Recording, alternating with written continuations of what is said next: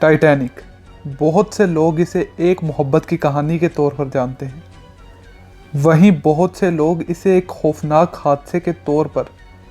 कुछ लोग इसका जिम्मेदार इस कश्ती के अमले को समझते हैं, तो कुछ लोग इसे अल्लाह का अजाब समझते हैं, क्योंकि टाइटैनिक के मालिक ने गरूर में आकर एक मर्तबा कहा था कि टाइटैनिक कभी नहीं डूब सकती।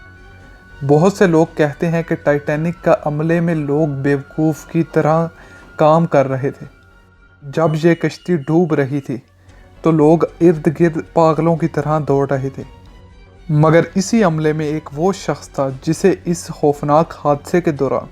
सबसे होशियार आदमी समझा गया। तो वीडियो शुरू होने से पहले इस वीडियो को लाइक कर लें और हमारे चैनल को सब्सक्राइब कर लें और घंटी के आइकन को भी दबा दें ताकि हमारी कोई भी वीडियो आप मिस ना कर पाएँ। जब टाइटैनिक अप्रैल 14, 1912 को एक आइसबर्ग से टकराई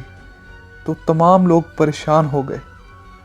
यहाँ तक कि टाइटैनिक का अमला भी पागलों की तरह यहाँ वहाँ घूम रहा था, जैसे वो भी इस कश्ती में पहली मर्तबा ही आए हों। मगर इस अमले में एक शख्स था जिसका नाम चार्ल्स था। चार्ल्स टाइटैनिक के किचन का हेड के तौर पर काम कर रहा था, और जब टाइटैनिक टकराई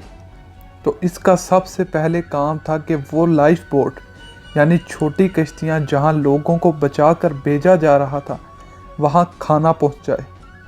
ताकि लोगों के पास मदद आने से पहले इतना खाना हो कि वो भूख से ना मरे।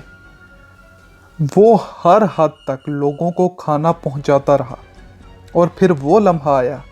जब कश्ती में पानी की मिकदार ज़्यादा होने लगी और चार्ल्स को पता चल गया कि उसके बचने के इम्कानात कम हैं, तो उसने कुछ ऐसा किया जो कि कोई और ना करता। वो अपने किचन में जाकर विस्की शराब तलाश करने लगा, और उसने इतनी ज़्यादा शराब पी ली कि उसे इतना होश न रहा,